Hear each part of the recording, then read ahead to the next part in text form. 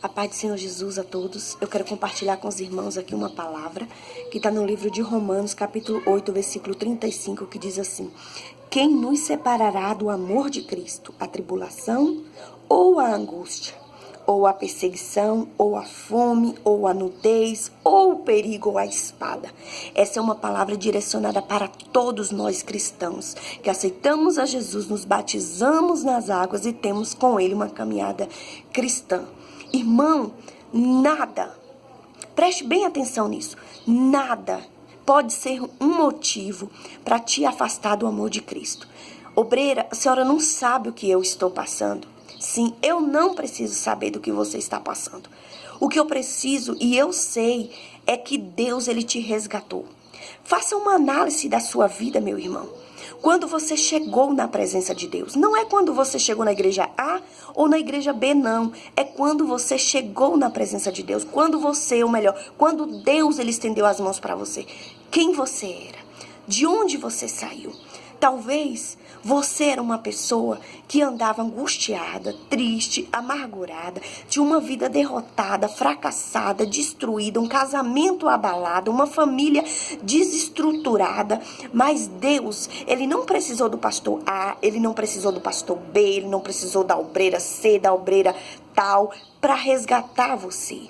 Não, Deus, Ele simplesmente foi lá, te amou primeiro, estendeu a sua mão e te resgatou. E agora Ele nos direciona essa palavra e pergunta para cada um de nós: qual desses motivos vai te separar do amor de Cristo? Será mesmo que mediante tudo que você passou até o dia de hoje, e Deus ele foi contigo até aqui, o Senhor ele tem te ajudado, Ele tem te sustentado? Será que mesmo depois de tudo isso, vale a pena você se apegar a uma dessas lutas, dessas adversidades e se afastar do amor de Deus? Não, obreiro, eu não vou me afastar do amor de Deus. Eu não tenho mais desejo de ir para a igreja. Está repreendido em nome do Senhor Jesus. Independente de quem esteja no altar, independente de qual palavra que seja lançada no altar, eu quero dizer para você, meu irmão, que a igreja é um lugar de congregar. Nós somos a igreja. E uma coisa eu aprendi mediante a muitas dificuldades, são acho que 11 anos, quase 12 anos de ministério de obreira, e eu aprendi no decorrer da minha caminhada que nada, absolutamente nada, pode nos separar do amor de Cristo. Esse versículo ele é muito forte porque ele nos traz à tona de um Deus que ele não precisa de ninguém para nos abençoar, que ele não precisa de ninguém para nos fazer sentir a presença dele. Nós precisamos sim ir a um lugar, a um templo, para congregar. E tá errado a gente se afastar por causa de uma luta, de uma perseguição, por causa de algo que não nos agrada, por causa de algo que a gente ouve e vê que não nos edifica. Mas nós, principalmente quem é obreiro, nós temos um chamado, nós somos escolhidos, não apenas para nos encher quando chegamos à igreja e tudo tá a mil maravilhas, como diz o ditado, né? Mas sim também para lutar quando vemos que algo está errado, né? Eu tenho uma frase que eu sempre digo isso. Quando eu cheguei na obra do Senhor, quando eu cheguei na presença de Deus, eu estava tão derrotada que, assim, para mim, quando eu chegava lá, era a mesma coisa de Deus estiver no céu. Eu não via defeito, eu não via dificuldade, eu não via palavra ruim, eu não conseguia absorver quando era lançado do altar ou até mesmo de alguém, né? Uma palavra que eu via que não me edificava. Aquilo nem entrava no meu coração, porque eu estava tão derrotada que eu via aquele lugar como um lugar santo, consagrado a Deus.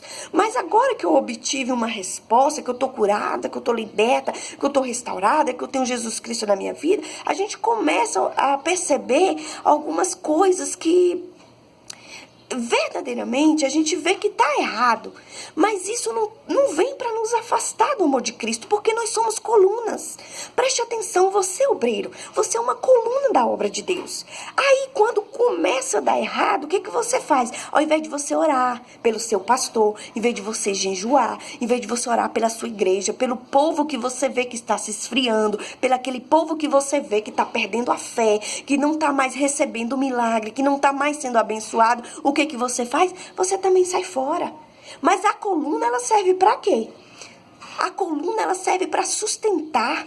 Se a casa, o edifício, seja ele qual for, não estiver coluna, ele não fica em pé. Ele vai cair. E você é a coluna da igreja.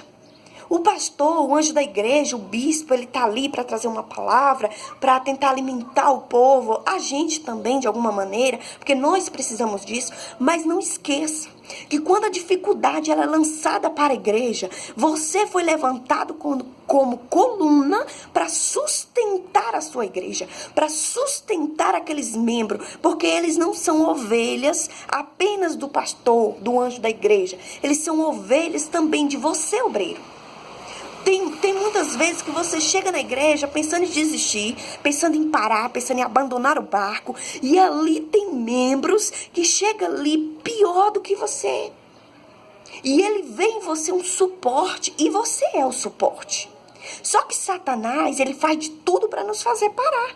O que ele quer é fazer você pensar o quê? Que não tá do jeito que você queria. Você vê que tem coisas que não era necessário tá da maneira que tá. Mas só que ele, ao invés de você orar e buscar pela sua igreja, para que a igreja não venha cair, para que os membros não venham se desviar, para que aquelas pessoas não venham abandonar a fé, não venham perder a fé, você parar também. Você desistir ou entrar em conflito. Aqui, ó, no livro de Marcos, capítulo 11, versículo 24, o próprio Jesus diz assim, ó: por isso vos digo que tudo o que pedires, orando, crede que o recebereis e tê-lo-eis. Lembre que tudo que você passa é um aprendizado.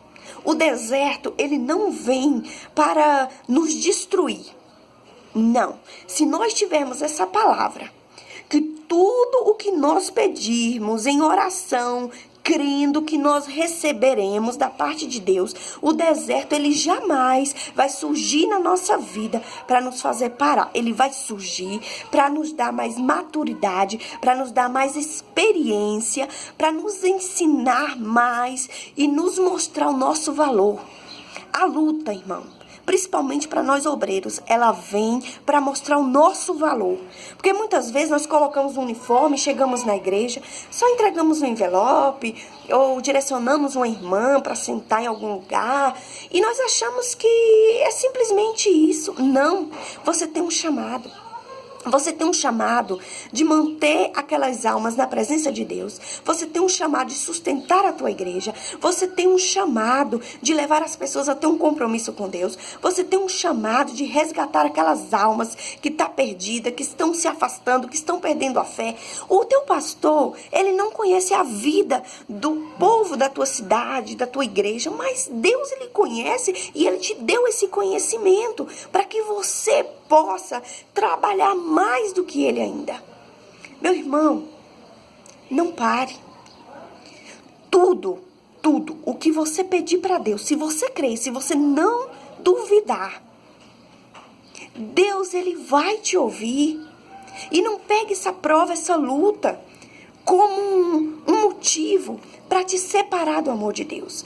Mas creia que esta prova é para te dar sabedoria espiritual. Eu não sei se é em Efésios, que tem uma passagem que fala que nós temos que orar. Não, na verdade, foi o apóstolo que estava em oração e ele orava para que Deus desse sabedoria espiritual para o povo cristão.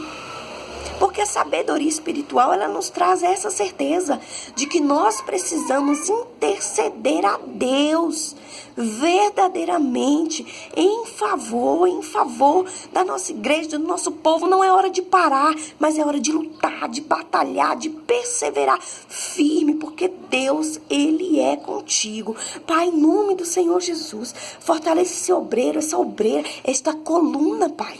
Essa coluna, meu Deus, que talvez está em ruína.